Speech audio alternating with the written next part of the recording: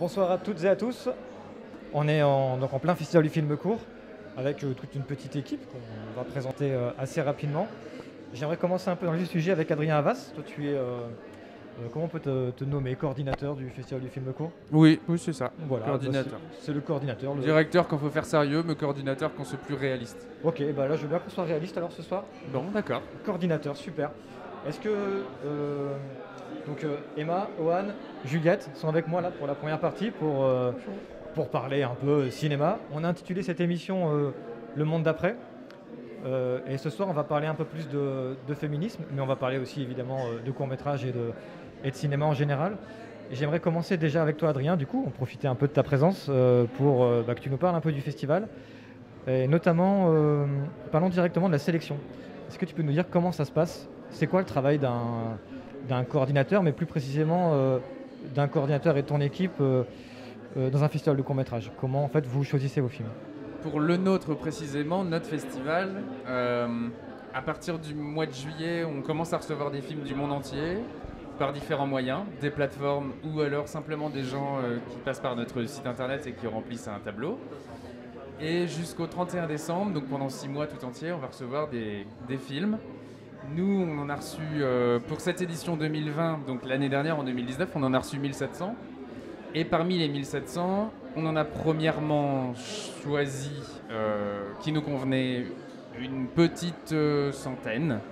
Et ensuite, le gros travail de sélection a commencé parce que parmi ces 100-là, on a sorti les 17 qu'il y a là pendant cette édition.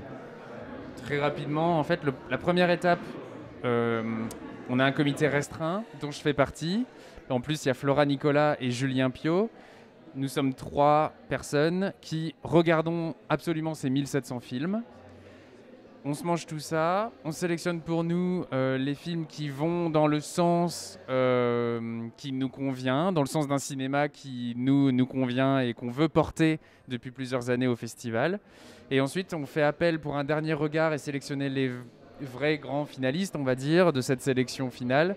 On fait appel au reste du membre de l'organisation, au reste des membres de l'organisation pour avoir un regard un peu plus ouvert et finalement voilà, décider des 17 films parmi la petite centaine présélectionnés.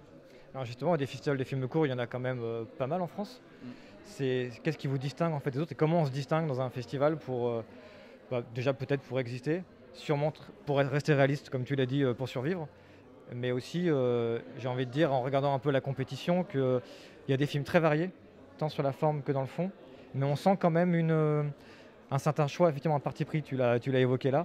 Est-ce que ça tu peux nous en parler? Est-ce qu'il y a effectivement un parti pris? Comment en fait du coup est-ce que ça vous aide à faire les choix des films? En fait, comment vous vous défendez finalement comme en tant que festival de films courts parmi d'autres festivals de films courts?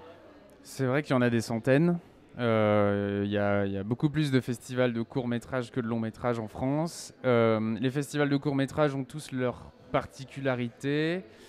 Là où c'est très simple de choisir une particularité quand il s'agit d'une durée ou bien d'un thème ou bien d'une caractéristique de production, des films tous aidés par le CNC, des films tous réalisés par des femmes, des films qui sont tous des films d'animation. Ça c'est très simple. Nous on est effectivement sur quelque chose de moins palpable et de moins strict. Ce qui fait qu'effectivement il y a plus une ligne éditoriale et un choix qui ressort. Où la diversité a une limite, effectivement. Mais bon, on sait qu'elle est encore très présente, on en est content, mais finalement, ce qui va définir notre ligne éditoriale, c'est plein de petits mots, parce qu'on n'arrive pas, en 3 mots, en une phrase, à expliquer ce qu'on recherche. Parce que aussi tous les ans, on se prend des claques qui remettent un petit peu à zéro, qui rafraîchissent notre perception du cinéma. Et puis on évolue aussi, hein, chaque année on grandit. Bon, en gros, c'est vrai qu'en règle générale, on n'aime pas trop les films qu'on va qualifier de redondants avec ce qu'on a l'impression d'avoir déjà vu. Mais là, je parle comme un jeune petit con parce que en fait, des gens qui ont beaucoup plus d'expérience que nous dans le cinéma vont déterminer que des films qu'on a sélectionnés en compétition sont déjà vus. Et là, bon, c'est l'expérience mathématique et naturelle qui va trancher. Mais en tout cas, nous, on a cette envie-là de se dire que les gens qui vont venir en salle voir nos films ne vont pas venir pour revoir des choses confortables qu'ils ont déjà vues. Et donc là, ça amène petit à petit à notre envie de déranger, de gêner un peu les gens, de les gratter, dit beaucoup Flora, de les mettre mal à l'aise, de les interloquer d'une manière intelligente le plus possible. Et là aussi, peut-être qu'il y a des travers qui font que peut-être des fois, comme on est très jeune, il y a une immaturité et une trop grande spontanéité qui fait qu'on sélectionne des films qui en fait ne sont pas intelligents. Mais on adore que les gens ne soient pas d'accord avec nous, donc on les invite à venir nous le dire. En tout cas, voilà un petit peu l'idée. Surprendre, gratter, et c'est vrai que quand les films sont drôles, ce qui arrive cette année, c'est aussi le cas, hein. Et ben on veut qu'il y ait quelque chose d'intelligent qui vienne heurter le quotidien des gens qui viennent, quoi. Du coup, c'est une question qui amène pratiquement une réponse là pour enchaîner, mais dans tout ce que tu dis, moi, ça me fait entendre que le court-métrage, du coup, est éminemment politique. Est-ce que c'est quelque chose avec lequel tu es d'accord? Est-ce que, du coup, faire un festival de films courts, c'est quelque chose de politique en soi, vis-à-vis du cinéma en général? Si on admet que toute la création en règle générale est politique, je dirais que le court-métrage a un degré supplémentaire si jamais on est sur un éventail, ou en tout cas des nuances de puissance de politique. Évidemment, je mets de toute façon ce qui est très libre et ce qui peut se permettre sans grands moyens d'être impactant, comme encore plus politique. Parce que le court-métrage, par la manière dont il est créé, parce que c'est moins long, donc par définition, en règle générale, mais pas tout le temps, c'est moins cher et c'est moins énergivore qu'un long-métrage ou qu'une série. Eh bien, disons que la liberté va être plus grande, le compromis va également être beaucoup moins présent à mon avis, et c'est pour ça que on a beau être touché par des longs métrages de temps en temps, l'impact est vachement fort avec des courts métrages parce qu'on sent que les gens, de manière beaucoup plus simple, vont poser sur l'écran ce qu'ils ont dans la tête. Et que c'est parce que la demande et la durée nécessaire, en tout cas pour s'exprimer, est moins grande que le compromis est moins là. Que le compromis dont je parlais tout à l'heure, de production, de les longs moments où on doit convaincre des gens, aidez-moi parce que c'est génial, ces choses-là, il n'y a pas. Donc que le film soit génial ou pas, il va se faire parce qu'il est permis d'être fait. Et c'est en ça que je pense que la liberté et donc le message politique, ne serait-ce que de le faire, en plus du message politique du film, est hyper fort. Après, je t'ai aussi poussé du coup sur la question effectivement de la multiplicité des festivals, mais j'ai l'impression aussi, pareil encore une fois en t'écoutant, que en fait des espaces de diffusion pour les longs métrages, il y a des circuits de diffusion classiques, et il y a très peu ou pas de circuits de diffusion classiques pour le court métrage. Donc j'ai l'impression aussi que ça va dans la continuité de ce que tu dis, que exister aussi en tant que festival, c'est créer un espace de diffusion pour permettre aussi la visibilité de tout cet espace de création avec ce que ça comporte de politique.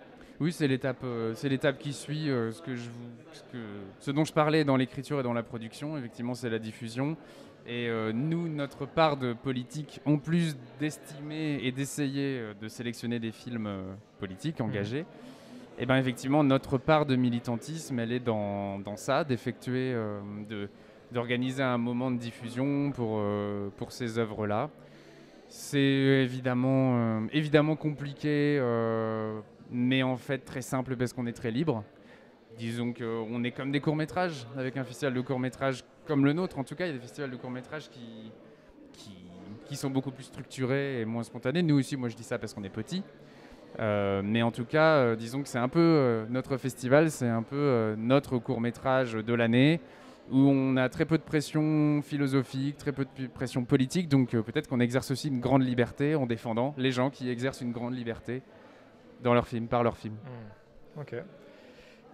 Je vais glisser vers le terrain un peu sur lequel on voulait arriver nous aussi.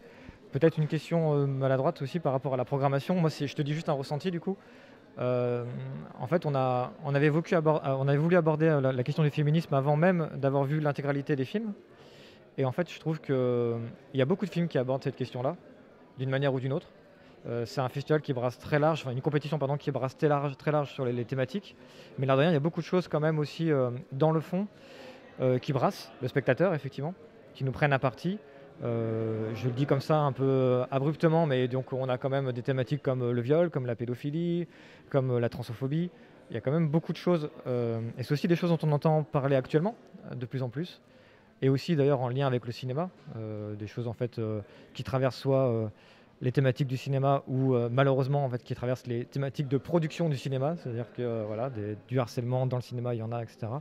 Est-ce que c'est dans votre programmation, il y a eu une envie de faire ressortir ces films-là ou est-ce qu'ils sont ressortis un peu d'eux-mêmes? Non, je pense que, enfin, je crois pouvoir dire presque de manière sûre que en fait on est engagé politiquement en termes de sujet.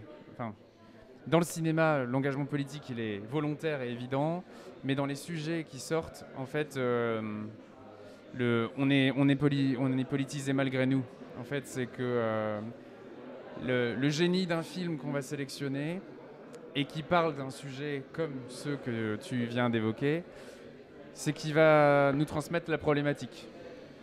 C'est-à-dire qu'il y a des sujets dont on peut tout ignorer et pour lesquels on n'est pas du tout sensible. Nous, notre truc, c'est le cinéma. Et il y a des films qui vont nous paraître forts et en plus témoigner, montrer, exprimer une certaine force parce qu'ils vont réussir à nous embarquer dans leurs problématiques, dans leur sujet, dans la chose dont ils traitent, effectivement. Tous ces sujets variés, là, en fait, on est loin d'être des spécialistes, mais le film a la force qui fait que, en plus d'être un bon film, il va amener ce bon sujet. C'est pour ça que malgré nous, on est embarqué dans ces histoires-là, mais c'est pas volontaire. Disons que s'il y avait eu aucun film cette année qui traitait de ces sujets-là qui sont proches plus ou moins du féminisme, on n'en parlerait pas. Mais on est content. Mais c'est secondaire, ça vient après. C'est une conséquence.